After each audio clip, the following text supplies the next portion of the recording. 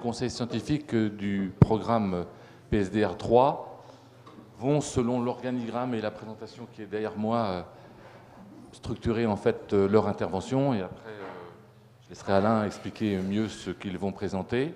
Et on va commencer par un film donc, du président du conseil scientifique, donc, qui est Antoine Bailly, qui ne pouvait pas être présent aujourd'hui parce qu'il avait des engagements depuis très longtemps. Puis, de toute façon, il était indisponible aux dates possibles pour le symposium. Et donc, il nous a laissé un petit message vidéo que je vous propose d'écouter tout de suite. Alors, vas-y, si tu veux. Oui, alors, bienvenue. Je voudrais juste vous introduire un peu l'état d'esprit de cette table ronde pour que vous puissiez réagir tout à fait librement. Alors, dans cette table ronde, donc, nous, on représente le bureau scientifique du conseil scientifique PSDR, ceux qui ont sélectionné les projets et qui ont porté un avis sur les rapports finaux. Et nous n'avons pas fini notre travail, donc nous sommes dans une phase intermédiaire, à savoir qu'on a lu, on a déjà évalué les projets et on nous demande maintenant de faire une évaluation du programme PSDR. Et donc c'est ça qui est en cours et qui va nous occuper, on va dire, pendant un bon mois de septembre. Alors, cette table ronde, c'est d'abord pour exprimer nos sentiments à nous, pour vous dire ce qu'on a reçu, comment on a reçu vos projets et comment on évalue leur réalisation. Ensuite, c'est recueillir vos réactions. Notre rapport n'est pas fini et cette table ronde, c'est la dernière occasion pour nous de prendre vos réactions. Et puis, c'est de susciter des initiatives, puisque éventuellement une quatrième volée de PSDR se dessinerait. Et donc, ça serait pour tenter ensemble d'esquisser quelque chose par rapport à ça. Donc, les débats sont libres. Ce n'est pas forcément des questions-réponses, c'est plutôt des suggestions de la part du public, c'est des avis. Hein. On ne se sent pas, nous, le devoir de répondre systématiquement à toutes vos interventions. S'il y a des questions, on y répondra. Donc, deux parties dans cette table ronde. Une première partie où c'est plutôt nous qui avons la parole. On va commencer par la vidéo d'Antoine qui va vous dire, par vidéo, l'avis du conseil scientifique tel qu'il était il y a 15 jours. Et puis, ensuite, nous étayerons un petit peu ce discours avec quelques diapos pour donner quelques résultats et une première lecture des résultats de PSDR. C'est Hubert Manichon qui fera cette présentation. Ensuite, nous aurons un débat. Le principe de la table ronde, c'est que la durée des débats doit égaler la durée des interventions. Une fois ce débat terminé, sur ce débat, j'aimerais moi qu'on réfléchisse un petit peu ensemble et qu'on recueille vos suggestions quant aux thématiques, mais aussi quant aux grands défis de PSDR, c'est quel chemin vous avez pris pour concilier la réponse aux finalités régionales et l'excellence scientifique. On vous dira ce qu'on pense de ce positionnement avant. La deuxième partie de notre table ronde, elle est plutôt incitative et elle consiste à explorer des pistes pour relever le défi scientifique et sociétal de PSDR et pour instrumentaliser l'interdisciplinarité et discuter avec vous de comment vous avez fait, comment vous ressentez ça. Alors, pour amorcer ce débat, on aura un premier témoignage d'un représentant Climaster, Philippe Méraud va nous exposer très rapidement son sentiment là-dessus. Il y aura une intervention de Michel Duru, membre du bureau du conseil scientifique. Et puis, on demandera à Édouard Dorchia de réagir sur l'instant face à cette proposition. Et à ce moment-là, ça lancera le débat. Voilà, je vous souhaite une bonne table ronde. Et puis, on va se mettre dans le noir pour écouter 10 minutes de vidéo d'Antoine Bailly. Merci.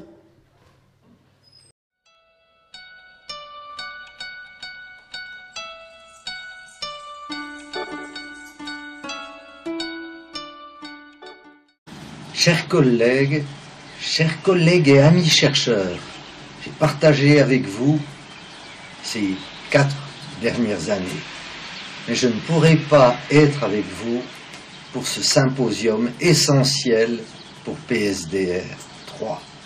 Je le regrette, mais j'avais des obligations de longue date. Je crois que PSDR, c'est une aventure scientifique extraordinaire. quelque chose d'innovant dans un pays comme la France, et vous êtes parmi les pionniers. Je crois qu'on peut le dire. Dans les traces de Michel Sébillot, dont il faut saluer la mémoire, puisque c'est lui qui a lancé ce vaste projet qui s'est renforcé à travers PSDR 2 et maintenant PSDR 3, dont vous êtes les acteurs. Qu'est-ce qu'il y a de neuf? Essentiellement, tout d'abord, une intégration du territoire. C'est fondamental. L'espace et ses dynamiques. Deuxième élément, la co-construction et les partenariats. Pensez à cette époque, un peu dans le sillage de ce qui se faisait à la Datar, qu'il fallait partir par le bas avec les acteurs, construire en partenariat ces expériences et ces projets scientifiques. Enfin, et je crois que c'est une nouveauté en France, très centralisée, je peux le dire, puisque je vis dans un pays décentralisé, la Suisse, le rôle de l'INRA en région. Accepter ce partenariat entre des régions et l'INRA qui n'avait pas cette habitude de pouvoir travailler dans ce domaine. Je crois que là, il y a trois éléments de nouveauté, trois éléments fondamentaux qu'il va falloir approfondir.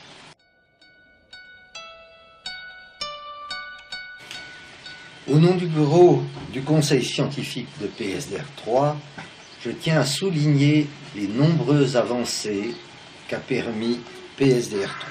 Nouvelles thématiques qui nous sortent des sentiers battus.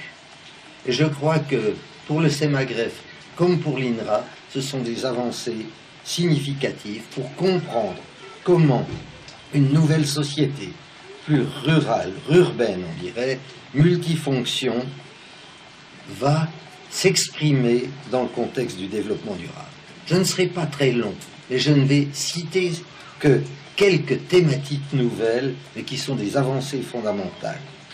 La périurbanisation et les nouvelles mobilités, la valorisation des ressources territoriales, les nouveaux circuits de distribution, les innovations et les stratégies de développement, la gouvernance et l'ingénierie territoriale, la gestion des systèmes de culture et les changements climatiques. Vous le voyez, vous vous retrouvez tous dans ces projets, vous retrouvez votre travail, mais vous voyez immédiatement, et ce sera l'objet d'une partie du débat qui va suivre, l'importance de ces avancées pour le CEMAGREF et l'INRA. Je tiens aussi à remercier l'ensemble des équipes qui ont dû travailler lourdement pendant 3 ou 4 ans dans un contexte parfois difficile. Le bureau du Conseil scientifique et la direction nationale, que je remercie ici parce que nous avons travaillé la main dans la main avec André Thor, Frédéric Vallet, dans la succession d'Amédée Mollard. Depuis PSDR 2 et 3, je crois qu'il y a une connivence, une convivialité qui a su se mettre en place. Malgré tout, vous avez dû faire face à des problèmes de coordination, nous le savons. Coordination dans les financements, dans les temporalités de financement. Coordination entre les exigences régionales qui sont souvent beaucoup plus appliquées et les exigences de la Commission nationale qui sont là, des exigences beaucoup plus scientifiques. Je rappelle que tous les projets ont été sélectionnés par une commission nationale formée d'une 40aine d'experts de très haut niveau qui ont fourni un travail là également fabuleux et que le bureau de ce conseil a suivi tout le long avec la direction nationale vos travaux, avec des délégués en région, avec des réunions régulières. Malgré tout, malgré ce suivi, nous avons pu voir que quelquefois la pluridisciplinarité était délicate. Peut-être était-elle moins bien préparée dans certains projets que dans d'autres. Peut-être certains projets étaient-ils mieux ciblés que d'autres. Mais le résultat est que la plupart des projets ont atteint clairement les objectifs, avec des publications, je crois qu'il faut le souligner dès maintenant, un nombre fabuleux de publications de qualité, plus de 1000 publications actuellement, dans des revues internationales, des publications destinées aux régions, montrant des avancées scientifiques. Ceci veut dire qu'il nous faut absolument poursuivre le chemin pour PSDR 4 et poursuivre la voie de la qualité et du partenariat. Nous pensons qu'il serait fondamental de suivre 5 pistes. Je les propose, elles seront l'objet du débat et je crois que tout le monde pourra participer. Tout d'abord, continuer à développer la co-construction à l'amont des projets, parce qu'une bonne co-construction avec un partenariat et une valorisation sont essentiels. Deuxième élément, et ça, je fais appel à mes successeurs, tenir une école de chercheurs dès le début du projet, de façon à bien l'encadrer, que toutes les équipes soient conscientes de ce qu'il va falloir faire. Nous avons tenu à PSDR 3 une école de chercheurs de haute tenue, à mi-parcours. Et bien maintenant, tenons-en une aussi dès le début et une à mi-parcours.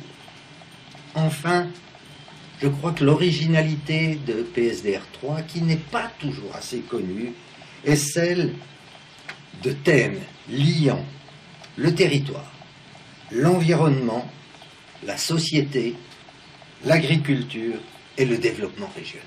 Je crois que nous avons des thèmes fabuleux. Quelles sont, en termes relatifs, les régions qui se développent le plus en France, dans les pays occidentaux?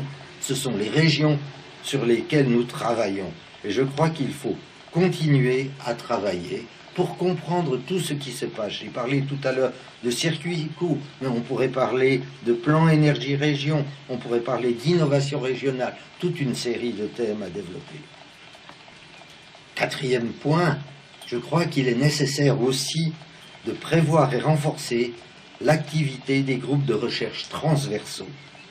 Dans ces thématiques, on arrive à relier l'ensemble des projets, l'ensemble des régions et de construire des savoirs qui pourront être porteurs d'avenir. Enfin, une petite innovation que je suggère, c'est que lorsque vous allez déposer les prochains projets, et je l'espère que vous allez tous participer, il faudrait commencer par une lettre d'intention. Une lettre d'intention, c'est beaucoup plus léger qu'un projet complet.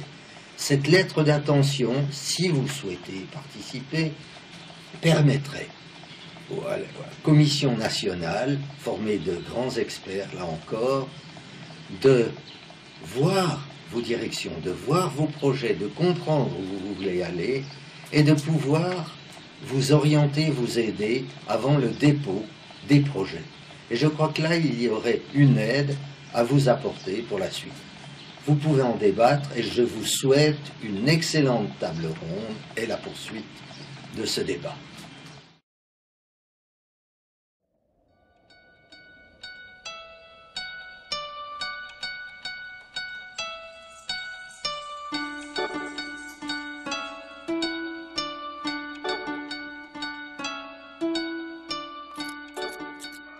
Bien, ben on va illustrer pour partie le discours d'Antoine par quelques diapositives que Hubert va vous présenter.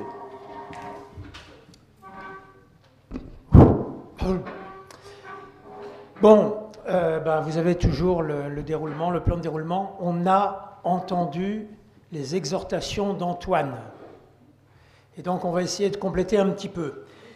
Moi, je dirais que, avant de commencer mon intervention qui s'appelle « Quelques lectures transversales des rapports des projets PSDR 3 ».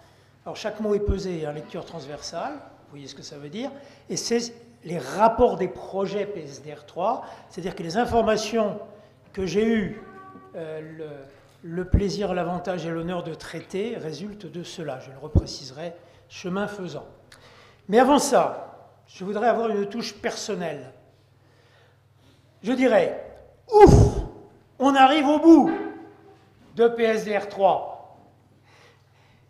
Bon, c'est pas la lassitude, mais c'est pour moi la satisfaction d'avoir été au début et d'être à la fin. Et c'est quand même assez rare dans une activité professionnelle, et en particulier dans nos domaines de recherche, d'être à l'initiation, au suivi, à la conclusion, à l'évaluation. Et donc, ça permet d'avoir une vue vraiment complète. Et comme Alain le disait tout à l'heure, le bureau du conseil scientifique de PSDR 3 va, au cours de l'automne, eh bien, finir son travail d'évaluation, et je pense dans de bonnes conditions. Alors, il y a, disons, 3 personnes que je voudrais citer. Il y a d'abord Michel Sébiotte, qui m'avait mis au début des années 90 dans DADP. Bon, alors ça rappelle peut-être quelques souvenirs à certains. Donc c'est le premier pied dans cette aventure, en ce qui me concerne. Il y a le colloque de Lyon, dont la cheville ouvrière était Amédée, et au cours de laquelle, enfin à cette époque, Jean Boiffin, ici présent, m'avait demandé de faire partie de la commission d'évaluation de PSDR2, ce que j'ai fait avec plaisir. Et puis ensuite, il y a eu ce comité scientifique PSDR3, présidé par Antoine Bailly. Donc c'est beaucoup de temps passé, c'est pour ça que je dis ouf un peu, hein, mais c'est aussi beaucoup de travail fait, non seulement par le comité scientifique, mais par les uns et les autres, dans le cadre des projets, de leur conception et de leur conduite. Alors, la tentative bien modeste d'évaluation que je vais faire maintenant, comme je le disais tout à l'heure, se base sur les rapports d'évaluation, les rapports des projets faits par les équipes et les évaluations qui ont été faites à l'issue de ces rapports par le conseil scientifique. Alors, il y a différents experts qui ont travaillé, et vous aurez bientôt ce document. Il y a une évaluation rédigée, portée par le bureau du conseil scientifique pour chacun des projets qui vous sera transmis. Donc un travail quand même qu'on a essayé de faire avec un certain sérieux. Je précise tout de suite, de peur de l'oublier, qu'on avait sélectionné, par rapport à 74 propositions, 36 projets. Vous verrez tout à l'heure que dans les illustrations que je donne, il n'y en a que 35. Autrement dit, je ne dirai pas quel est le projet qui est absent, je ne fais pas d'attaque abominable, mais on a un projet qui n'a pas su rendre son rapport final, et donc il n'a pas pu être évalué par le conseil scientifique. C'est dommage. Voilà. Bien. Allez, avançons dans nos lectures transversales. 3 points. L'évolution des thématiques entre PSDR2 et PSDR3, l'interdisciplinarité dans les projets PSDR3, et enfin une question, qualité scientifique et finalité régionale, même combat ou opposition. Voilà des thèmes de réflexion que vous avez tous, que nous avons au niveau du conseil scientifique, et qui, je pense, sont relativement importantes par rapport à la suite à donner éventuellement. Alors, je commence par l'évolution des thématiques de PSDR2 vers PSDR3. Alors, j'ai utilisé un outil pour faire ça. Il est a été baptisé par Amédée. C'est une typologie en 4 thématiques des projets qui avaient été travaillés dans le cadre de PSDR2. Bon, alors j'aurais donné des intitulés résumés, parce que sinon vous n'auriez rien vu. Surtout ceux qui se sont mis à la fin de l'amphi, là. On ne doit même pas voir ça beaucoup. Thème 1, dynamique territoriale. 2, filière. 3, environnement et gestion des espaces. Et 4, développement agricole.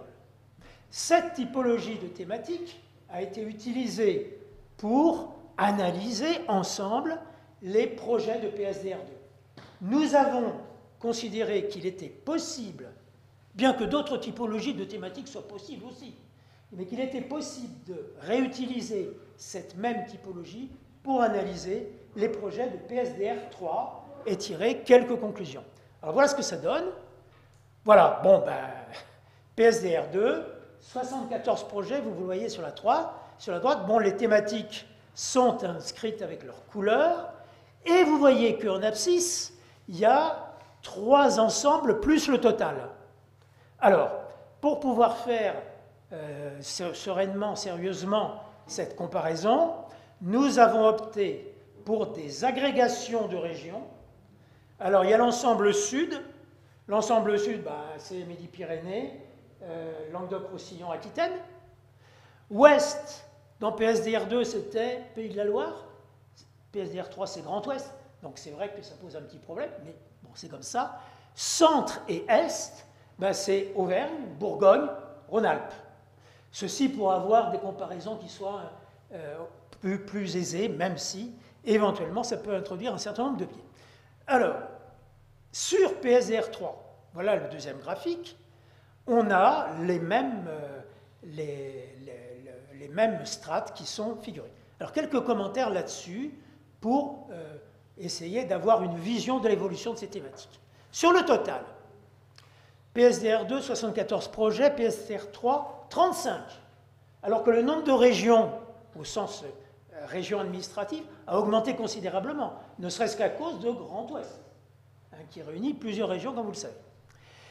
On avait souhaité, au moment de l'évaluation de PSDR2, d'avoir des projets plus conséquents, d'une taille plus importante que ceux qui avaient été choisis dans le cadre de PSDR2. Nous avons été entendus, puisque les projets, ce sont les projets qui ont été mis en œuvre. Hein, ce n'est pas les propositions. Donc les projets mis en œuvre, on le voit, bon, c'était divisé par 2. Alors, question par rapport à ça, est-ce que dans certains cas, on n'a pas été trop loin?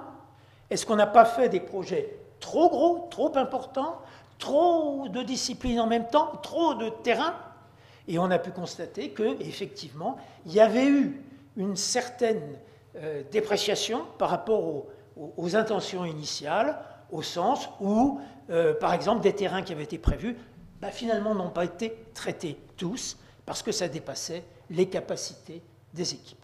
Donc, ne pas faire des projets trop rikiki, on va dire, faire des projets plus conséquents, mais sans aller au-delà de ce qui est raisonnable. Alors, sur le centre et l'Est, qu'est-ce qu'on constate? L'évolution entre la PSDR2 et PSDR3, c'est la diminution de la thématique environnement et la disparition de la thématique développement agricole. En ce qui concerne l'Ouest, on a une pointe formidable sur les filières.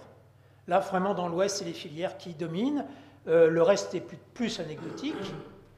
Et au Sud, eh bien là, au Sud, on ne met pas tous ses œufs dans le même panier. Hein. On a toutes les thématiques qui sont présentes à peu près à la même fréquence, avec la même importance, et ça se retrouve dans les 2 strates de projets. Alors, est-ce le reflet de l'évolution des demandes des régions, cette évolution, ou bien est-ce le résultat de la disparition dans des grands trous noirs de ces demandes des régions? Moi, je pense que la réponse à cette question est ouverte, qu'elle dépend des régions, qu'elle dépend des projets, et qu'il faut être attentif à cela. Deuxième sujet, l'interdisciplinarité. Alors, on va regarder d'abord selon les régions, et puis ensuite, selon je ne sais pas quoi, mais bon, on verra. Selon les régions, donc sud, ouest, centre-est total, vous avez SB supérieur et SHS. Qu'est-ce que ça veut dire? Ça veut dire que dans la constitution des équipes qui ont travaillé sur ces projets, les sciences biotechniques ont un poids, et en particulier au niveau de la gouvernance, plus important que celui des sciences humaines et sociales. Et puis, à l'autre extrémité du tableau, c'est l'inverse. Hein, et on a même des projets, en nombre assez important, pour lesquels les sciences économiques et humaines et sociales sont seules. Il n'y a pas de sciences biotechniques dans les projets. Le fait qu'on n'ait pas la situation inverse, qui est uniquement des sciences biotechniques, procède d'une volonté explicite de tri du Conseil scientifique PSDR3, qui a considéré que dans les problématiques du programme, il n'était pas, sauf vraiment exception rarissime qu'on n'a pas rencontrée, il n'était pas raisonnable, justifié, de monter des projets uniquement avec les sciences biotechniques. Et qu'il fallait donc une association minimale avec les sciences humaines et sociales. Alors, dans le Sud, on retrouve un caractère qu'on a déjà vu tout à l'heure, c'est-à-dire qu'on a de tout, à peu près à égalité. Dans l'ouest et le centre-ouest, en fait, c'est les extrêmes qui dominent. Hein. Ou bien on a des projets fortement marqués par les sciences biotechniques, ou bien on a des sciences humaines et sociales seules. Est-ce que ça veut dire qu'il y a une difficulté d'association réelle plus importante de ces deux grands groupes de disciplines dans ces régions, en fonction des équipes de travail qu'il y a? Je ne sais pas. Maintenant, selon les thématiques, comment se présente cette interdisciplinarité? Donc j'ai la même entrée dans le tableau? Oui. J'ai les thèmes que je vous ai rappelés tout à l'heure. Donc, on voit que le thème 1, alors vous vous souvenez, le thème 1, c'est les dynamiques territoriales. Il est uniquement fait par des équipes, des projets où il y a uniquement des sciences humaines et sociales. Ça, c'est quand même une observation intéressante. Pour le thème 2, c'est réparti. Et à l'inverse, les thèmes 3 et 4, y compris donc l'agriculture, sont surtout du domaine des sciences biologiques, des sciences biotechniques. Alors, est-ce que c'est justifié? Voilà des réflexions qu'on doit avoir. Troisième sujet, troisième interrogation, la qualité scientifique et la réponse aux finalités régionales, même combat ou opposition. Alors, voilà un tableau dans lequel on a transformé en trois modalités chacune. D'une part, la qualité et la production scientifique, faible, correcte, c'est-à-dire attendue, et exceptionnelle. Et pour la réponse aux finalités, c'est forte, attendue, c'est-à-dire l'engagement qui a été pris, ou faible, c'est-à-dire que les engagements n'ont pas été atteints. Voilà. Alors, quand on regarde ça, d'abord, sur les réponses aux finalités, on voit que, eh bien, il y a une répartition tout à fait régulière.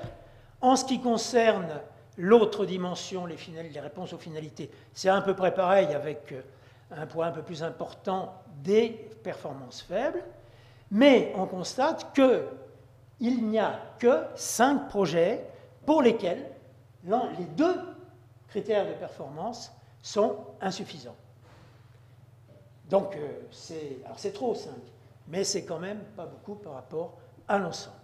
Quand on regarde la diagonale, eh bien, on a la moitié des projets dedans, et finalement, il n'y a qu'un projet qui cumule des prestations scientifiques faibles, mais une forte réponse aux finalités régionales. Donc, au lieu d'avoir une opposition, comme certains le disent, on a en fait, ça marche ensemble, les bons projets sont bons dans les 2 arguments des projets, et il n'y a qu'un nombre vraiment minimal d'exceptions. Je n'en dis pas plus pour l'instant. Alors, à quoi c'est dû? J'ai presque fini. Est-ce que c'est dû, ces performances, à l'organisation en management? Alors, quand on regarde ceux qui sont bons dans les 2 compartiments du jeu, qu'est-ce qu'on constate en analysant les projets? Que les volets de recherche sont bien identifiés, donc l'organisation interne du projet est parfaitement définie, et puis aussi on a un pilote, je mets pro, c'est-à-dire quelqu'un qui a le souci de la coordination, de l'animation, et comme ça, le projet va au fond avec des performances intéressantes. À l'inverse, dans ces 5 projets qui sont mauvais à tous égards, eh bien, on constate, quand on regarde les uns après les autres, qu'il s'agit d'accidents de parcours avec des responsables qui ont changé, qui ont disparu. Alors, ça ne veut pas dire qu'à chaque fois qu'il y a un changement de responsable, le projet est mauvais. Non, mais c'est un facteur de fragilité. Et il y a par ailleurs des conflits entre personnes ou des conflits scientifiques qui ne sont pas résolus. Et au total, c'est pas bon. Alors, dernière chose, est-ce qu'il y a un rapport entre la qualité scientifique et la réponse aux finalités régionales et le type d'interdisciplinarité? Alors, vous avez en abscisse les résultats en termes de qualité de production scientifique, les fréquences des projets rangées selon leur type d'interdisciplinarité en ordonnée, et on voit qu'il n'y a pas de différenciation. Si on regarde maintenant la finalité de réponse aux questions régionales, on a envie de dire que c'est aussi un peu la même chose. Alors, avec un tout petit bémol peut-être, il semble que pour une réponse très, très forte aux finalités régionales, s'il y a du biotechnique, c'est un peu mieux. Bon, je ne dirais pas que ça peut être significatif. Je conclurai simplement que les performances dépendent peu du type d'interdisciplinarité. Et donc, je fais les conclusions générales. L'évolution des thématiques, elle doit résulter de co-construction entre chercheurs et partenaires. On retrouve la recommandation qui est l'une des recommandations d'Antoine tout à l'heure dans la vidéo. L'interdisciplinarité, dans le cas des projets PSDR, elle est avérée, elle est incontournable, elle n'est pas un facteur d'échec, contrairement à ce que parfois on le dit, en prenant soin, bien sûr, d'adapter le périmètre de cette interdisciplinarité à la thématique et au projet et à ses objectifs. La qualité scientifique et la réponse aux finalités régionales, elles peuvent et doivent converger. Sinon, PSDR n'a pas de sens. Et il me semble que les petits tableaux que je vous ai montrés tout à l'heure montrent que c'est possible et que c'est vrai dans la plupart des cas des projets qui ont été retenus. Enfin, la clarté du projet et de la gouvernance, la co-construction et le calibrage du projet, sa dimension, ce sont les facteurs de réussite que l'on peut retenir. Merci. Non, tu laisses le... Tu le laisses. Voilà, je laisse. Bien, bah écoutez, je vous propose... on a un petit peu dépassé notre temps. Je vous propose de prendre la parole sur ces questions. Donc, vos réactions face à ça. Et puis, peut-être une réflexion sur les thématiques nouvelles, en termes de suggestions. Et puis, cette fameuse opposition entre qualité scientifique et réponse au régional. Je ne sais pas si... Il y a un micro dans la salle? Non, c'est celui-là.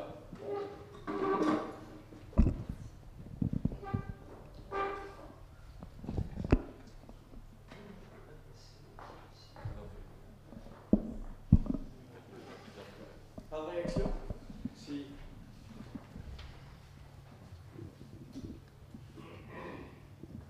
Oui, moi j'ai été surpris par un graphique sur les thématiques. Comment se fait-il que dans l'Ouest, il n'y ait aucun projet PSDR sur l'environnement? C'est assez surprenant. Je veux dire qu'en tant que membre de PSDR Grand Ouest et responsable du projet Climaster, qui portait spécifiquement sur l'environnement, j'étais aussi un peu surpris. Je pense que ça doit être un classement dans peut-être le développement territorial ou d'autres. Oui. Et très spécifiquement, c'est ça. Donc, oui. En fait, donc, il y avait un programme qui avait plusieurs composantes, mais la composante environnement était très forte dans le ministère. Je pense qu'on pourrait rajouter une petite barre verte pour le Grand Ouest. On pourrait revenir en détail, mais c'est vrai que les catégories d'Amédée, je les ai résumées par un mot-clé pour chacune, pour que ça soit lisible. Mais environnement, c'était environnement et gestion des espaces ruraux. Tu mets ton projet dedans? Pas vraiment. Hein? D'accord? Alors, la préoccupation environnementale, on va dire qu'on la partage tous. Hein? Mais bon, dans le cadre de cette typologie, les gens voulaient préciser. Oui, enfin, j'ai été représentant INRA dans le comité de pilotage de Grand Ouest, donc ce n'est pas à titre de porteur des projets du tout. Bon, moi aussi, j'avais été surpris par ça, mais enfin, en s'expliquant sur les conventions de dénomination et de classement, bon, on éclaircirait ça. Je ne pensais pas que Grand Ouest j'avais pas la vision qu'il ait été tellement filière que ça. Bon, et par exemple, je pense à un projet qui était surtout porté par l'ISTEA sur l'organisation territoriale des projets de méthanisation. Bon, dans la restitution de PSDR Grand Ouest, il a été plutôt classé en environnement qu'en filière, mais peu. Bon, enfin, voilà, tout ça s'explique. Mais ce que je voulais plus commenter, c'est finalement, et qui me semble par contre ne pas être, comment dirais-je, soumis ou sensible tant que ça à des questions de convention et de terminologie, c'est la décroissance de l'environnement entre PSDR 2 et 3. Alors même que, aussi bien à l'IRSTEA qu'à l'INRA, que finalement dans les communautés qui se sont investies dans PSDR, globalement, la thématique environnement n'a fait que énormément croître, particulièrement dans l'Ouest et dans les centres de recherche de l'Ouest. Et donc je pense que c'est lié au fait que l'environnement n'est pas traité, en tout cas à l'INRA, je crois qu'on peut le dire, et peu traité en rapport avec le développement territorial. Ce qui est un gros problème, Ça, c'est un problème d'ordre 1, et ça mérite énormément d'y réfléchir dans un bilan qui n'est pas seulement celui de PSDR, mais quand même qui est celui de la manière dont nous traitons les problèmes d'environnement. Parce que les traiter indépendamment du développement territorial, c'est quand même un gros problème vis-à-vis de la faisabilité et de l'applicabilité de nos recherches.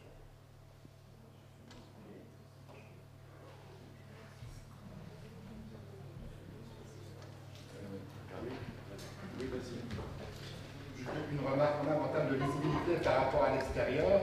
Je pense que je préférerais qu'on appelle cette catégorie gestion des espaces ruraux et environnement, mais mettre environnement en premier sans... Oui, mais on est entre nous, c'est pas... Message après, Non, d'accord avec toi pour l'anecdote, j'avais mis les libellés complets avec toutes leurs nuances, et puis j'ai constaté en faisant l'essai ce matin que ça ne se lisait pas. Donc j'ai gardé un mot simplement par... Et donc ça introduit effectivement cette incompréhension. Oui, moi j'avais deux réactions, dont une à Jean en fait. La première, c'est sur le poids croissant des projets spécifiquement par SHS, parce qu'il n'y a pas beaucoup de sciences humaines dans ce qui est proposé là. C'est plutôt sciences économiques et sociales. Pas vu beaucoup de littérature ou de philosophie ou de choses comme ça. Donc c'est plutôt SES, quoi. Donc OK pour ce poids croissant, sachant que les forces ne sont pas croissantes. Voilà. À l'inverse, je ne m'explique pas vraiment pourquoi il n'y a pas de programme spécifiquement sciences biologiques. Voilà. Je ne vois pas pourquoi il n'y a pas la réciproque de l'autre côté. Vous allez me répondre que pour faire de bonnes sciences biologiques territoriales, il faut faire avec des sciences sociales. Je ne sais pas. Je ne suis pas obligatoirement convaincu. Après, par rapport à ce que dit Jean, dans la façon dont on a attaqué la question environnementale un peu partout dans l'INRA, je pense qu'il y a les impacts, tout ce qui est problème de diffusion spatiale est dedans. Voilà. Donc, je veux dire, spatial, oui, d'accord. On peut rentrer dans le débat éternel avec Perrier-Cornet sur spatial et territorial, mais voilà, je veux dire, alors ça rentre peut-être pas obligatoirement dans PSDR, j'en sais rien, mais c'est traité ailleurs, pas obligatoirement avec l'étiquette territoriale, mais en tout cas, les aspects spatiaux sont intégrés dans les approches environnementales, il me semble.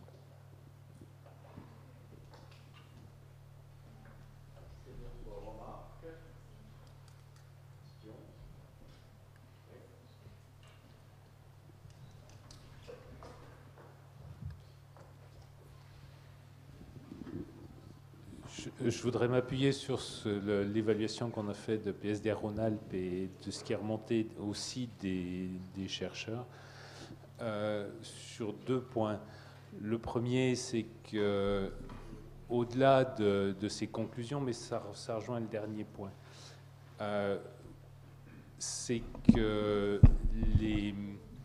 les questions de gestion et de financement du programme PSDR, bon, logiquement, n'ont pas été abordées par le conseil scientifique, mais que sur l'ensemble des projets PSDR Rhône-Alpes, on a 2 chercheurs qui nous ont dit qu'ils étaient prêts pour repartir pour PSDR 4, s'il y en avait un.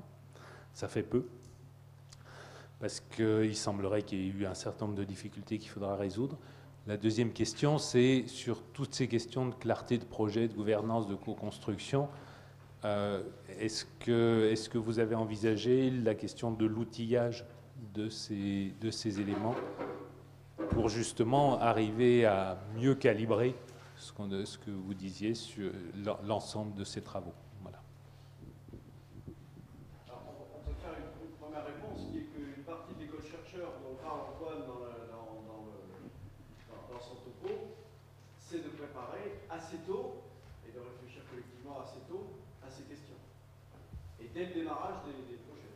Il y a une autre partie de cette qui concerne l'école chercheur qui sera traitée dans la deuxième partie de notre débat.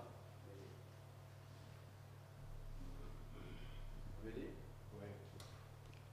Vas-y. Je peux parler fort, oui. Ouais. Attention à la simplification des thématiques. Je cherchais, puis finalement je viens d'en trouver. Parce que ce qu'on avait fait comme appellation des cas thématiques était quand même beaucoup plus subtil que ce qu'on a vu dans le tableau. Et donc ça peut conduire à je lis les 4 qui sont dans votre rapport, page 5, là, c'est les mutations techniques et structurelles des activités agricoles, forestières et rurales. Hein, c'est plus large, c'est ce qu'on a mis agriculture, on a mis en simplifiant, mais bon, c'est quand même plus compliqué que ça. Et donc, en gros, c'est simplificateur également sur le plan que certains projets avaient 2 thématiques. On a déjà eu ce problème-là de les caser dans une case un peu simple, alors qu'ils étaient plus pluriels. Bon, donc, faire attention aux interprétations un peu trop simplifiées, quoi. Sur le sectoriel par rapport au territorial, etc., c'est plus compliqué que ça. Tout, Dans le bref compte-rendu que vous faites et analyse, il y a un point qui manque pour moi, c'est l'interrégionalité. PSDR 3 avait poussé à ce qu'un certain nombre de programmes portent sur diverses régions. Quel regard pouvez-vous apporter aujourd'hui sur des programmes interrégionaux par rapport à d'autres qui étaient monorégionaux, côté richesse, côté rendu, côté difficulté éventuellement à la conduite? Alors, nous avions retenu effectivement ce facteur pour l'analyse des résultats. Et bon, pour cette courte présentation, il faut reconnaître que les projets interrégionaux, alors que ce soit au sein de Grand Ouest, mais je vais tout de suite y revenir, ou entre des régions qui n'avaient pas le même contrat PSDR, si vous voulez, ils se situent dans les différents ensembles que j'ai définis, pas d'une manière particulière. Voilà ce qu'on peut dire sur l'instant. Alors maintenant, ça n'exclut pas une analyse plus précise des résultats, en particulier sur le plan scientifique. Et puis, je dirais que certains d'entre eux n'auraient pas existé s'ils n'avaient pas été faits, montés entre plusieurs régions, en associant à la fois des forces scientifiques, mais aussi des terrains avec des contrastes, etc. Donc, la richesse de l'interrégionalité, nous en sommes persuadés. Hein. Maintenant, à l'heure actuelle, ça ne sort pas, donc c'est pour ça que je ne l'ai pas mentionné, mais il y aura quand même, je dirais, des choses qui seront dites là-dessus dans le rapport du Conseil scientifique.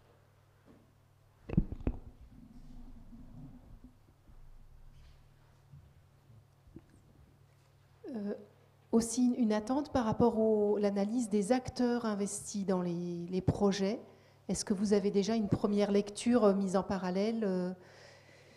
Qu'est-ce qui prédominait comme type d'acteurs? Et est-ce que vous avez repéré des types d'acteurs qui correspondaient à des projets où ça avait mieux marché, l'interaction recherche-acteur? C'est peut-être trop tôt pour le dire. D'accord. Elle viendra? Oui, elle viendra sans doute, mais elle n'est pas faite pour l'instant.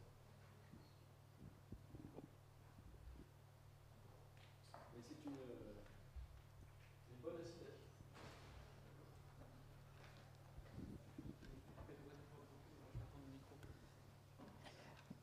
Rémi Laurent, Chambre régionale d'agriculture Normandie. Et ma question fait écho à cette question. Et effectivement, donc c'est une question de béotien. Et excusez-moi si elle est trop décalée, mais justement, donc je regardais les partenaires des différents projets, constatais qu'il y avait quand même un grand nombre de projets où notamment les chambres d'agriculture étaient partenaires. Et effectivement, en balayant en parallèle la liste des participants aujourd'hui, je m'aperçois que les chambres sont extrêmement absentes. Et donc, la question, en écho un peu à la remarque sur la co-construction, est-ce qu'il n'y a pas des choses aussi à imaginer ou à entrevoir sur la co-valorisation des résultats des travaux qui sont menés dans le cadre du PSDR? Oui, c'est d'ailleurs, si vous regardez bien, c'est une proposition que le Conseil scientifique a faite, en disant qu'il fallait non seulement s'intéresser à la co-construction, mais aussi à la co-valorisation. Et c'est à l'étude. Je veux dire, c'est à l'étude au sens, c'est à réfléchir par rapport à un projet PSDR 4. C'est une leçon à tirer de PSDR 3. Elle n'est pas encore complètement tirée. Bon, il faut quand même vous dire que la remise de vos rapports et l'analyse par les 2 experts du Conseil scientifique, la fin de cette analyse, elle est assez fraîche quand même. Hein. Donc,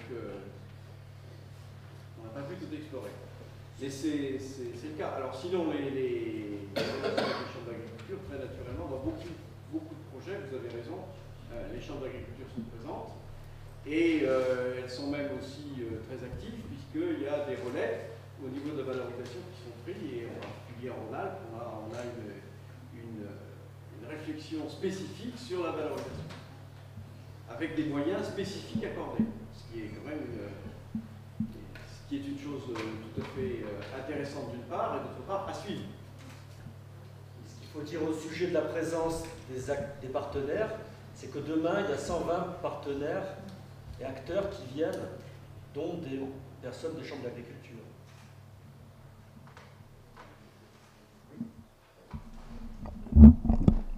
Par rapport à la question qui vient d'être posée, pour être le plus clair possible, quoi. Lors du symposium de PSDR2 à Lyon, on avait fait le choix de mélanger chercheurs et partenaires. Et cette fois-ci, en fait, on avait fait le choix de faire un symposium plus scientifique, avec tous les guillemets que ça mérite, et donc les partenaires vendredi. Je trouve que la bonne question est de s'interroger si la formule est la bonne ou pas. Voilà. Et peut-être que celle de Lyon, donc il y a 5-6 ans maintenant, on n'était peut-être pas optimal non plus, rien n'est optimal, mais en fait de réfléchir à ça, sachant que quand on a fait, en tout cas ceux que j'ai pu assister, lors des comptes rendus des programmes en région, la mixité était beaucoup plus grande. Ce que j'ai vu toujours.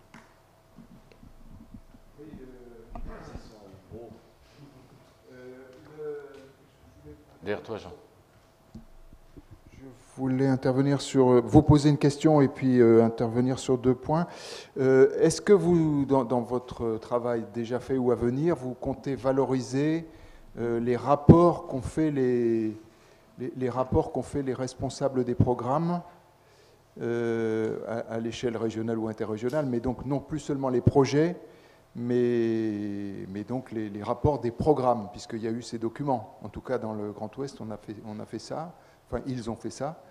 Donc, je voulais donc juste savoir si vous en aviez connaissance et ce que vous vouliez en faire, parce qu'il y a une série de commentaires auto-évaluatifs, enfin, en tout cas, évaluation au niveau du programme, qui, bon, je pense, en tout cas, l'ayant lu, je pense sont intéressants. Ensuite, deux points. Un sur l'interdisciplinarité, mais en termes de communauté scientifique mobilisée. Je n'ai pas révisé les conclusions de PSDR2, mais il me semble bien qu'il y avait au moins une ambiance et probablement des points de recommandation sur la mobilisation de communautés scientifiques éventuellement extra-agronomiques. Et donc un appel à ce que ça ne cesse, ça s'élargisse d'une manière contrôlée, mais que ça s'élargisse. Voilà. Et donc, dans le cas de Grand Ouest, il me semble que justement c'est une des choses qu'on avait trouvé très intéressante et qui était une importante participation de communautés qui sont plutôt représentées à l'université. Dans Grand Ouest, le fait marquant de ce point de vue-là, c'est la géographie. Bon, mais il y a d'autres aspects. Donc, est-ce que ça fera partie de votre analyse ? Je trouve que ça serait bien de mesurer aussi, si c'est possible, une certaine évolution entre 2 et 3, et éventuellement que vous fassiez des recommandations là-dessus. Ensuite, en ce qui concerne l'interrégionalité, je voulais faire remarquer que, justement, pour analyser ça, outre le fait de le situer dans les différents tableaux que vous avez évoqués, ce qui me paraît tout à fait intéressant, mais il y a justement il y a 2 aspects. Il y a l'interrégionalité comme accès à l'interdisciplinarité, et permettant, grâce à l'élargissement d'un périmètre de ressources académiques, de recherche, etc., finalement de constituer des consortiums de recherche qui sont à la mesure de l'objet développement territorial. Voilà. Et de ce point de vue, en Grand Ouest, par rapport à ce qui avait été fait en Pays de la Loire, ça a tout changé, quoi. Bon, ça a tout changé. Et puis, il y a un deuxième aspect qui est l'interrégionalité comme offrant la possibilité de mieux structurer les dispositifs d'études, en particulier du point de vue des gammes de variations étudiées. Et de là, en quelque sorte, séparation des facteurs, parce que la variabilité étant plus forte, on peut mieux organiser les lieux d'études. Et il me semble, c'est peut-être difficile, mais de voir entrée intéressante pour regarder ça, ça serait de voir si, dans des projets interrégionaux, on échappe un peu plus qu'ailleurs à l'étude de cas. Parce que l'étude de cas, c'est le péché mignon de PSDR en général, depuis ses origines, et c'est son problème congénital. Et donc, est-ce que l'interrégionalité bien pratiquée est une façon, un antidote, quoi. Bon, Jean, tu viens brillamment de développer les 2 points que je citais tout à l'heure. Effectivement, tu as la ressource en force scientifique, les consortiums qui peuvent être plus larges, et puis il y a la possibilité d'avoir des situations plus contrastées, je le disais tout à l'heure, et je pense que Philippe pourra en parler tout à l'heure. Dans le cas du projet qu'il a animé, c'est tout à fait net dans son cas. Bon, je ne sais pas si on peut répondre oui à tout à Jean. Potentiellement, oui. Nous allons prendre ça en compte, mais Inch'Allah. Donc, ce que je voudrais... Je vais clôturer cette première partie. Donc, d'abord, vous aurez les comptes rendus par projet, promis. Ensuite, nous allons poursuivre cette analyse. Pour ça, on se donne l'automne. Et si je regarde un certain nombre d'idées, je pense qu'on converge assez sur les facteurs et sur les progrès à faire dans cette analyse. L'interrégionalité nous avait beaucoup interrogé. Bon, elle était un peu masquée par Grand Ouest, qui en tant que telle était par définition interrégionale. Quant à l'étude de cas, c'est quand même, alors on ne l'a pas repris ici, on n'a pas osé, mais c'est un peu un leitmotiv des évaluations des projets, c'est que on a du mal à aller au-delà du cas et de se cantonner aux études de cas. Et je me permets de dire qu'on l'a un peu vu aussi dans ce séminaire, à savoir où on avait des choses qui restaient très liées au cas, d'autres qui n'étaient pas liées du tout, et ça nous faisait plaisir, mais on a des choses qui sont très liées au cas, et il va falloir qu'on apprenne à dépasser franchement l'étude de cas dans PSDR. Je vais être obligé de clôturer cette discussion. Je suis un très mauvais animateur qui me suis laissé dépasser par les orateurs d'une part et le débat d'autre part. On va passer à la deuxième partie de la table ronde. Alors l'affiche est là, donc je vais pas trop le redire. L'idée, c'est quand même de réfléchir ensemble et de partir d'un cas. Alors on a pris un cas qui nous semblait, donc c'est Philippe Méraud qui va le présenter, autour de son projet Climaster qu'on n'avait pas inscrit dans l'environnement, mais que par ailleurs on a su analyser, et qui nous semble assez intéressant. Donc on va lui demander de nous apporter un témoignage. Hein. Ensuite, Michel essaiera de structurer un certain nombre de propositions ou de pistes pour résoudre le problème qui est écrit là-haut et que je ne répète pas. Et puis, on démarrera le débat par Eduardo. Hein. Eduardo aura un droit de flingage dès le début.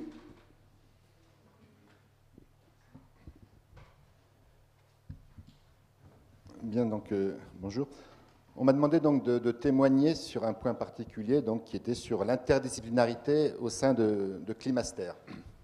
Donc Climaster, je rappelle, c'était un programme qui visait à l'évaluation du changement climatique dans le Grand Ouest, de ses impacts, de sa perception par les acteurs agricoles et également par les acteurs de l'eau. Donc effectivement, c'était un projet interdisciplinaire, et interdisciplinaire à 2 titres. Interdisciplinaire par les disciplines engagées. Hein. On avait donc pas mal de représentants des sciences du milieu physique, hein, climatologues, géographes, hydrologues, sciences du sol, géochimistes. On avait les sciences agronomiques qui étaient présentes. On avait également des sociologues, des psychosociologues, enfin un sociologue et une psychosociologue. Et puis on avait également des personnes du milieu des sciences de la prospective. Donc une certaine variété disciplinaire. Et puis, projet interdisciplinaire par la mise en place d'articulations entre ces disciplines. Donc, on verra quel type d'articulation par la suite.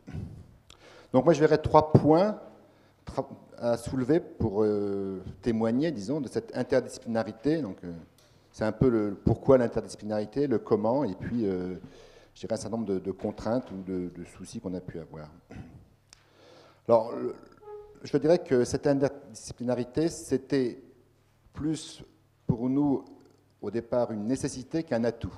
On pourra revenir sur cette vision-là, mais une nécessité, puisque c'était une nécessité par rapport à la demande sociale, qui n'est pas une demande disciplinaire. Quand on a construit le projet, on n'a pas une demande sur l'hydrologie ou sur le sol ou sur la matière organique. C'est vraiment une demande globale sur le sujet de travail.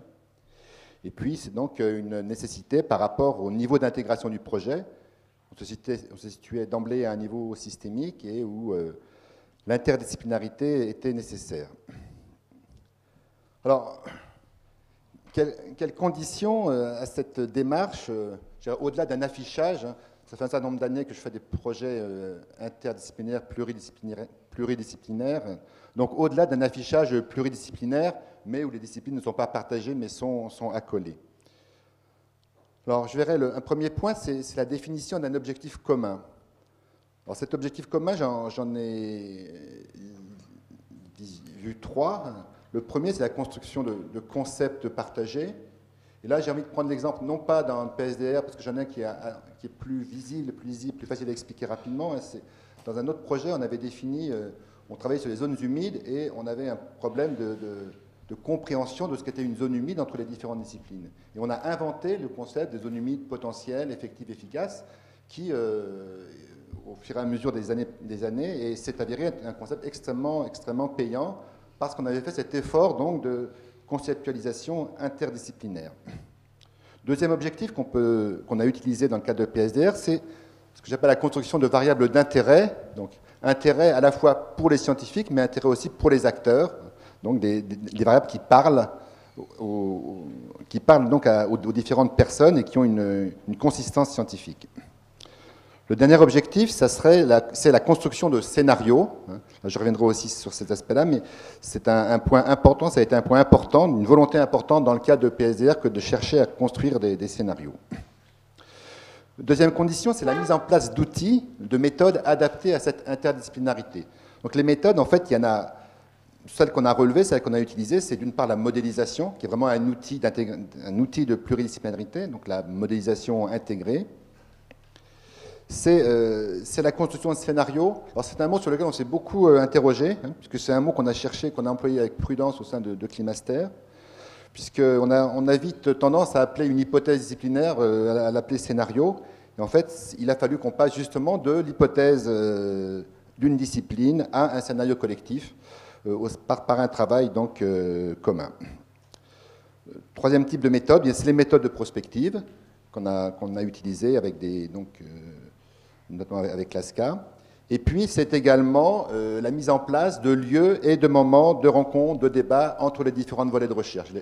Par nature, les volets de recherche sont disciplinaires, et elles étaient chez nous en tout cas, et donc on avait besoin de ces lieux, ces moments, qui sont beaucoup construits d'ailleurs autour du montage de ces scénarios collectifs. Alors, les contraintes de l'interdisciplinarité, la principale contrainte qu'on a eue, ça a été celle de la temporalité. On n'a pas besoin des études, des disciplines toujours au même moment, en même temps. On avait besoin des climatologues avant tout. C'était eux qui nous posaient le problème du changement climatique. Donc on a ce problème de temporalité, et dans le déroulement du projet, faire construire des scénarios à partir de résultats biophysiques qui ne sont pas encore établis, c'est un challenge qui est un peu difficile, donc qui nous a vraiment posé un problème. Deuxième point, c'est l'interdisciplinarité demande une maturité, je dirais, une nécessaire maturité des différentes disciplines, des connaissances scientifiques disciplinaires. Les chercheurs ont besoin de ça pour pouvoir s'engager, et on n'était pas forcément tous au même niveau dans un domaine. C'était une problématique qu'on engageait et qui était pour pratiquement nous tous, sauf les climatologues, qui était vraiment nouvelle. On n'avait pas de corpus sur lequel se baser.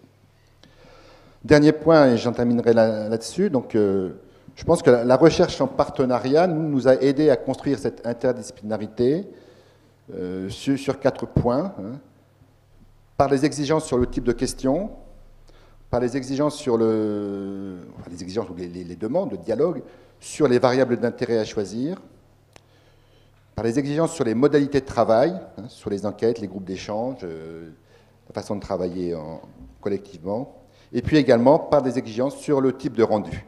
Donc à chaque fois, donc, on a été amené à poser un regard pluridisciplinaire pour répondre à cela. Voilà. Merci. Je ne donne pas la parole à la salle pour l'instant. Je vais donner la parole à Michel. 10 minutes, Michel. Oui, au lieu de 15, je viens d'apprendre. Oui, c'est comme ça.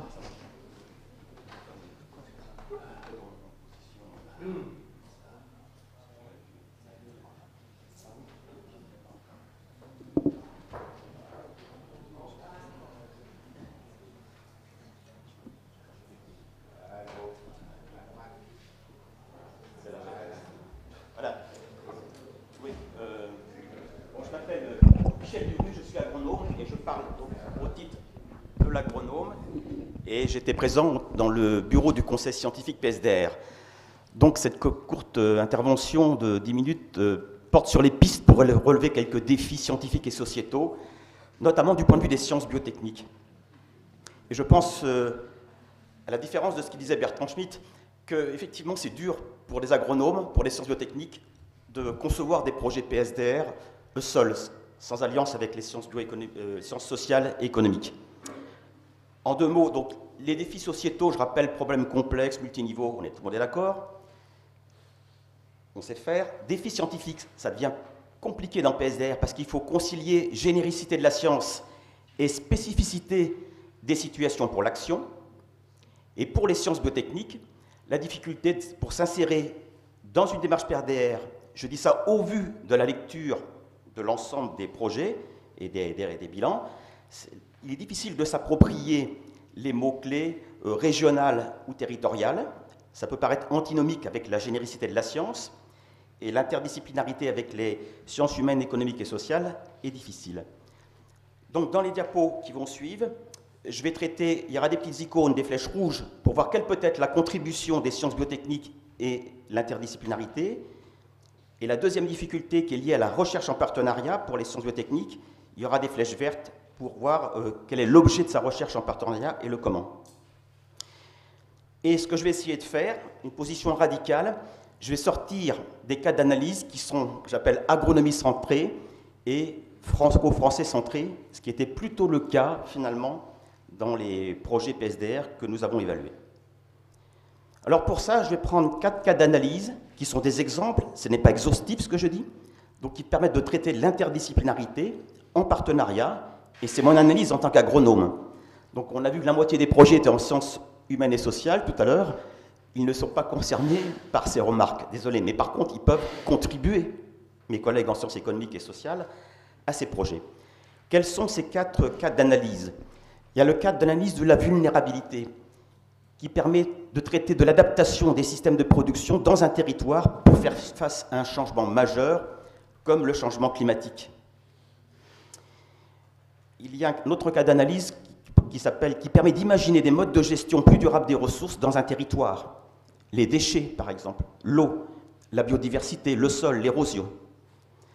Un troisième cas d'analyse qui nous a été présenté hier par Philippe Stassard concerne l'innovation dans les façons de produire et comment articuler le local au global.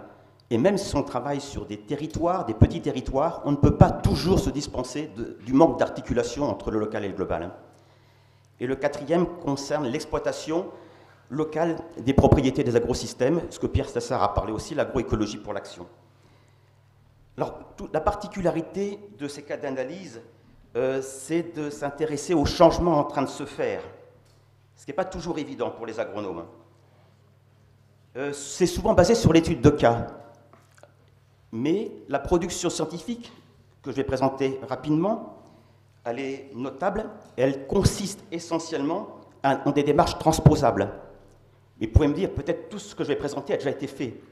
Eh bien non, parce que beaucoup de ce dont je vais parler, ça concerne des échelles d'espace, de temps ou des types d'acteurs qui ne sont pas ceux pour lesquels nous sommes concernés en PSDR. Par contre, il y a déjà des travaux qui montrent que ces pistes, au moins à mon avis, sont pertinentes. Donc, au-delà des productions finalisées, il y a aussi des productions méthodologiques qui pourraient être faites dans PSDR avec les approches que je vais réduire vraiment une présentation, une diapo de 30 secondes. Je suis désolé, elles sont chargées, ce n'était pas prévu que je n'ai que 10 minutes. Donc sur la vulnérabilité, on peut par exemple publier dans des revues, comme Regional Environmental Change par exemple. L'enjeu, qu'est-ce que c'est? C'est renforcer les capacités d'adaptation au niveau d'un territoire. Ça passe classiquement par la définition des scénarios.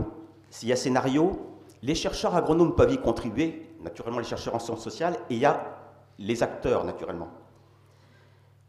Dans ces approches, les agronomes pourront avoir une intervention clé pour caractériser ce qu'on appelle l'exposition des territoires ou des systèmes à un changement majeur, le changement climatique. Ça renouvelle complètement les manières de faire de l'agronomie, de produire des indicateurs qui permettent d'évaluer, d'estimer cette exposition ou cette sensibilité. Et pour compléter, pour arriver jusqu'au bout, l'idée c'est de concevoir donc des adaptations face à ces changements majeurs pour renforcer ces capacités d'adaptation ou différentes composantes du capital. Il y a le capital humain, le capital social, le capital économique, naturel. Et les agronomes peuvent renforcer le capital de connaissances en couplant des modèles à des approches participatives. Et ça peut se faire au niveau de type d'exploitation agricole et au niveau de l'ensemble du territoire. Deuxième cadre d'analyse, la gestion de ressources dans un territoire. Vous avez un petit territoire représenté, des parcelles. Quel est l'enjeu? C'est de concevoir le changement. Quoi changer pour traiter un problème? Le manque d'eau, l'érosion, le recyclage des déchets. Donc, quelles pratiques, quelles règles de coordination entre acteurs pour gérer ces flux sur un territoire? Et comment, quelle transition? Les propositions méthodologiques sont de la nature que je présente ici. Dans un premier temps, il s'agit de réunir les porteurs d'enjeux, de définir les problèmes environnementaux. Ensuite, il y a tout un travail collectif où on va coupler, les points de vue d'acteurs à différentes échelles et on va analyser les services écosystémiques pour voir dans quelle mesure ces services écosystémiques peuvent être pris en compte. Et là encore, les agronomes peuvent agir au travers de la mise au point d'indicateurs ad hoc, au travers de la conception de jeux de rôle, par exemple, à l'échelle de l'exploitation ou du territoire, pour mettre les acteurs en situation en vue d'identifier un panel de pratiques pour solutionner le ou les problèmes environnementaux qui sont investigués. Et c'est un système itératif qui nécessite un temps de recherche ou de recherche en partenariat assez long, dans la mesure où les solutions qui conviennent ne sont pas forcément trouvées dans un temps de recherche court.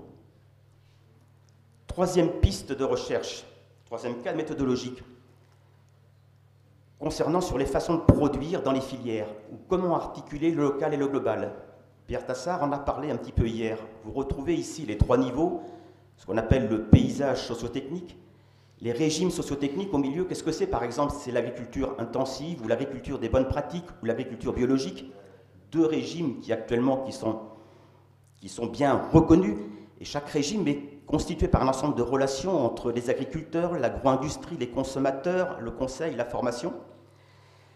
Et vous avez au niveau infra des technologies, des innovations émergentes. Certaines peuvent chuter, ne pas aboutir, et d'autres peuvent se développer. Et tout l'enjeu, comme ça vous avez dit hier, c'est d'étudier la transition entre ces régimes. Là encore, l'agronome peut intervenir de trois manières. Au niveau macro, il peut estimer l'impact de force de changement, le climat, en fonction de scénarios. On peut conforter ou critiquer un régime. Sur le régime de l'agriculture intensive, est-ce qu'on met des rustines pour augmenter l'efficience? Et on peut aussi contribuer à l'émergence d'une niche, par exemple, c'est assez classique, les AOP, ou dans le cadre de l'écologisation forte de l'agriculture, ce qui se fait par exemple avec les CIVAM ou les réseaux d'agriculture durable. La nature du partenariat ne sera pas la même à un niveau à un autre. Et là encore, comme dans les exemples précédents, les indicateurs, les modèles construits par les agronomes ne seront pas le même niveau, ne seront pas de même nature, n'auront pas la même fonction, ne seront pas du même degré de précision, selon que je me situe au niveau supérieur, intermédiaire ou inférieur. Dernier cas d'analyse, actuellement, on promeut l'agriculture agroécologique. Il y a énormément d'études, y compris à l'INRA et CNRS, pour étudier les principes. Je ne les détaille pas ici, ce qui donne un certain engouement. Moi, quand je regarde sur le terrain, quand on se met en situation d'action, il y a un gap. Dans l'agriculture intensive, passer des principes à l'action, ça ne posait pas de problème.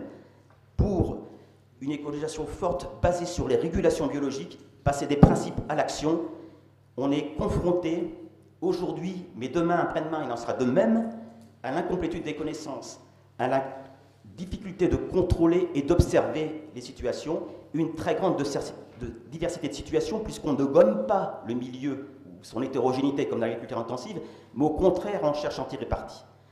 Donc il y a toute une école de pensée qui promeut ce qu'on connaît mal en France, qu'on appelle la gestion adaptative pour la mise en pratique.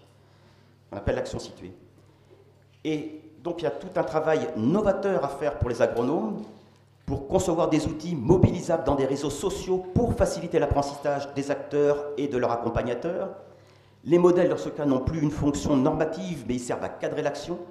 Et l'ajustement, la mise en pratique se fait par l'expérience itérative sur la base d'indicateurs ad hoc auxquels peuvent contribuer les agronomes. Et là, les sciences sociales ont un rôle essentiel à jouer pour évaluer les apprentissages permis ou les défaillances de ces outils. Pour la suite, et c'est ma dernière diapo, je suis dans les temps,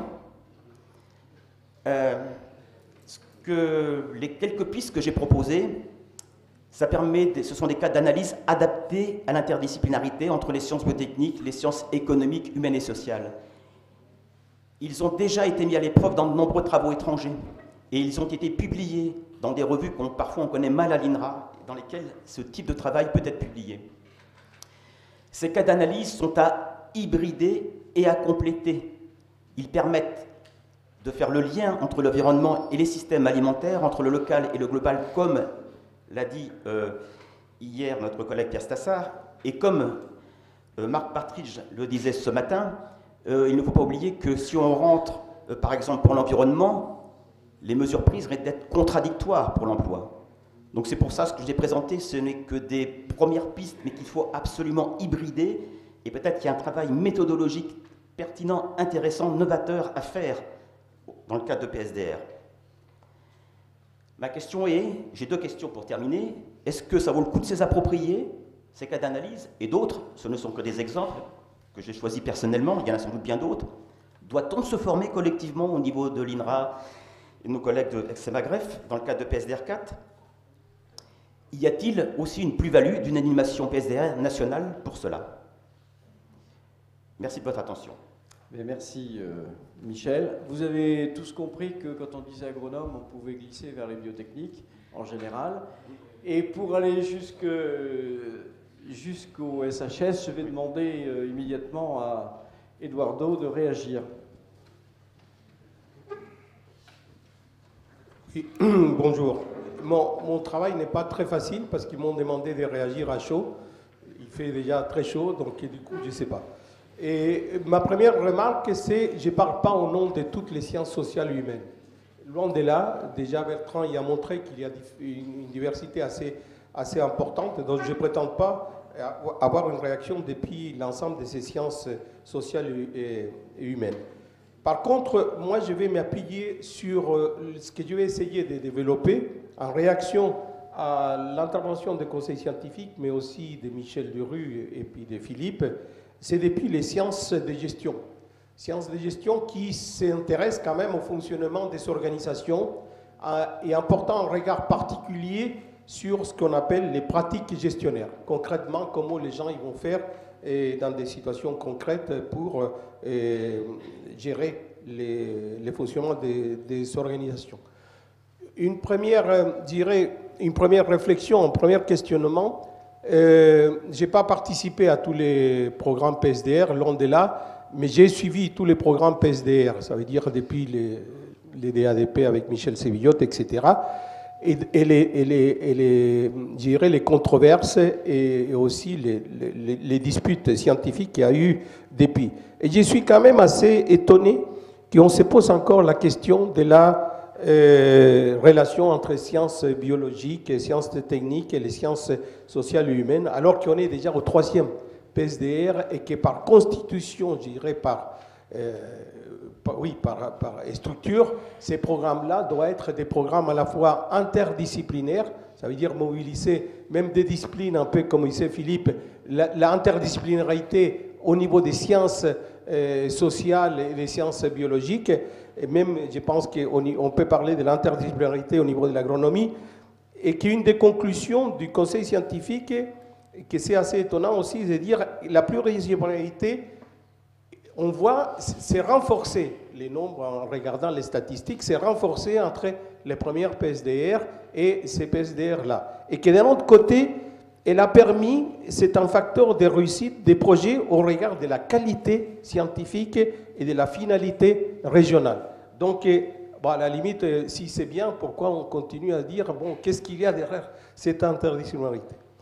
On peut dire d'une façon un peu différente à la remarque de Bertrand, qu'en fait, que toutes les questions posées par les régions ne nécessitent pas, en fait, des projets pluridisciplinaires. Et il y a peut-être des questions que ça renvoie à, je ne sais pas, à l'agronomie pure, etc. Mais attention, c'est un partenariat. Donc là aussi, il y a une autre contrainte, c'est les partenariats. Mais peut-être que tous les projets, toutes les questions ne nécessitent pas nécessairement de la pluridisciplinarité. Les plaidoyers, en fait, Michel, l'intervention de Michel me fait dire qu'il me place en fait dans une sorte de plaidoyer pour essayer d'identifier un ciment, une colle qui permette d'agencer ces 4 propositions, ces approches, ces cadres théoriques. D'ailleurs, cadre théorique, comme lui-même l'a dit, traite des questions à des niveaux très, très différents. Donc, pour essayer de réfléchir et de questionner ces choses-là, moi, je m'appuierai sur à la fois mon expérience personnelle et sur les cadres, je dirais, les cadres et les résultats des recherches-interventions ou des recherches-actions qui se sont développées depuis déjà pas mal de temps. Et je soulignerai seulement 2 aspects.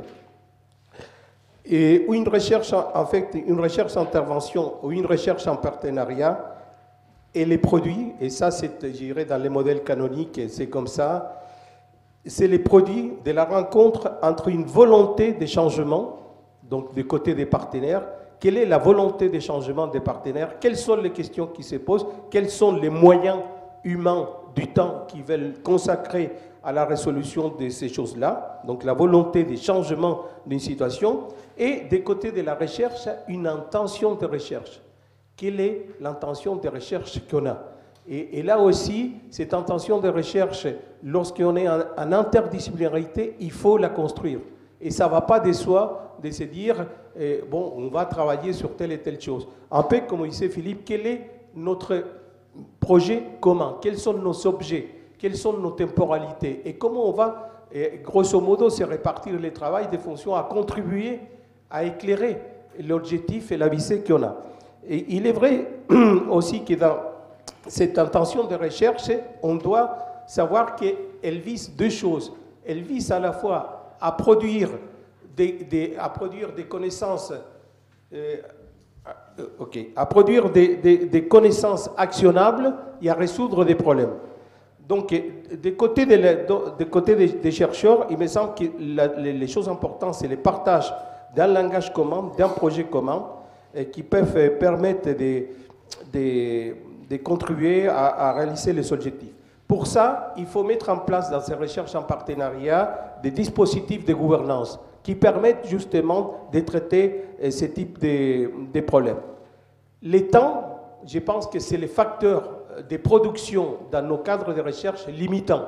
Ils deviennent un facteur rare. Donc il faut faire attention aussi aux questions de temps qu'on doit passer à ce type de choses. En recherche-intervention, on dit qu'on partage l'idée que la qualité et le succès d'un programme de cette nature-là dépend en fait de la première phase, que c'est la phase d'exploration et négociation, tant à la fois avec les partenaires qu'entre chercheurs. Et je dirais des débats qui commencent et des mots qui commencent à circuler deux principes, je dirais, se dégagent de cette chose-là, de ce travail-là, deux principes qui devraient nous animer dans tous ces travaux-là. C'est l'hybridation. Donc, on doit réfléchir, qu'est-ce que ça veut dire hybrider? Mais il y a un autre, je dirais, un autre principe, c'est le principe de bricolage.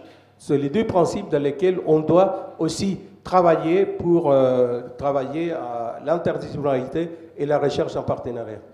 Merci. On a le temps pour 2 ou 3 questions ou réactions. Oui.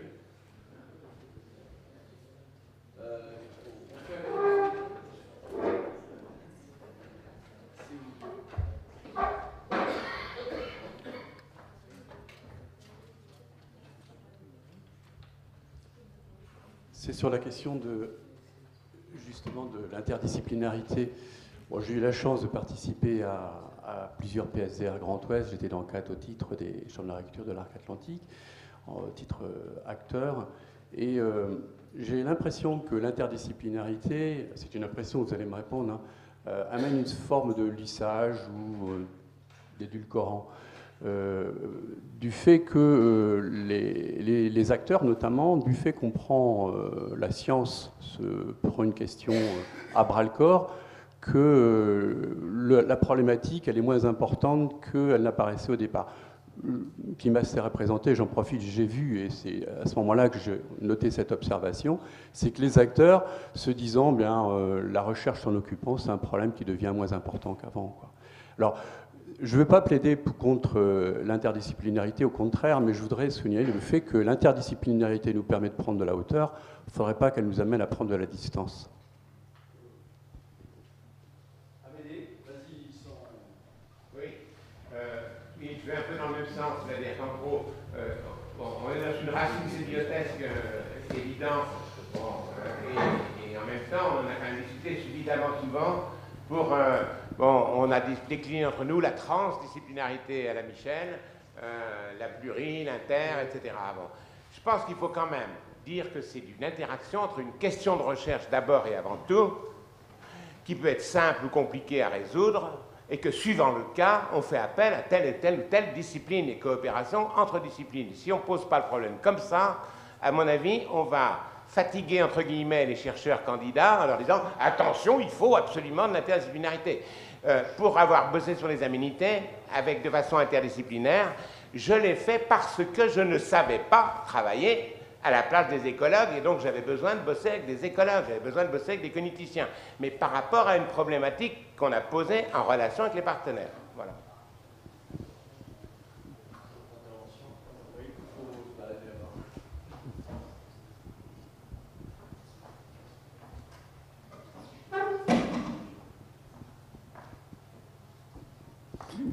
Oui, j'avais lu le rapport synthétique du conseil scientifique.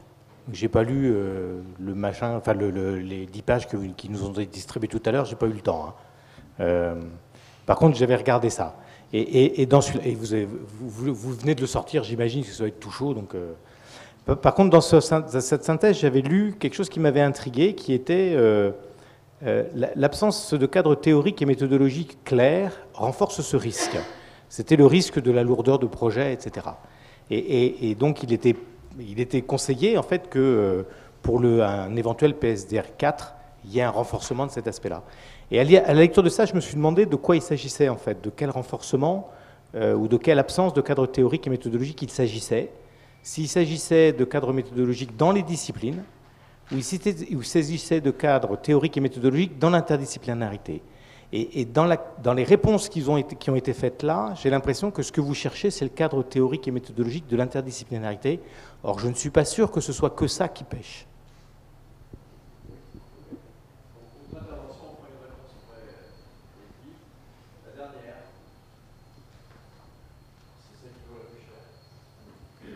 Merci.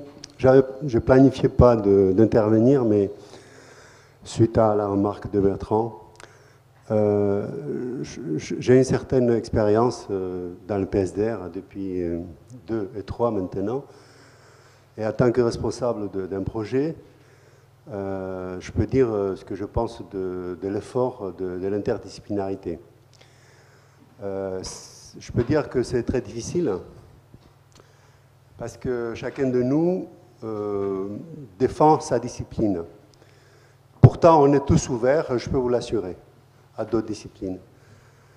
Et quand je vois Michel Derue revenir sur un ensemble d'approches qui sont, je parle en tant qu'économiste, hein, je connais ces orientations, je pense que ce sont des orientations qui sont faites de la part des personnes qui travaillent soit en sociologie, soit dans l'environnement, et qui cherchent à corriger quelque part l'ouverture de l'économie pour prendre en compte certains phénomènes que tu viens d'évoquer, Michel. Pourquoi je parle de ça? C'est pour dire que on doit, je parle aux agronomes, mais je parle aussi de sciences de gestion, il faut peut-être qu'ils exigent d'économistes de s'ouvrir eux aussi, qui ne pensent pas que les économistes sont relativement fermés. Parce que là, on a l'agronome qui va être finalement quelqu'un qui va aborder tous les sujets et qui restreint le champ d'action ou d'ouverture éventuelle de l'économiste. Donc, il faut être exigeant vis-à-vis de l'économiste et ne pas dire, bon, ben, c'est le sociologue qui va s'occuper de ces aspects, ou c'est l'écologiste ou l'écologue qui va s'occuper de cet aspect-là. Voilà. Donc, quelque part, je vois l'agronome qui sait tout, hein, qui s'occupe de tout depuis très longtemps, et là, il ouvre encore son domaine, et je m'inquiète un peu. Voilà.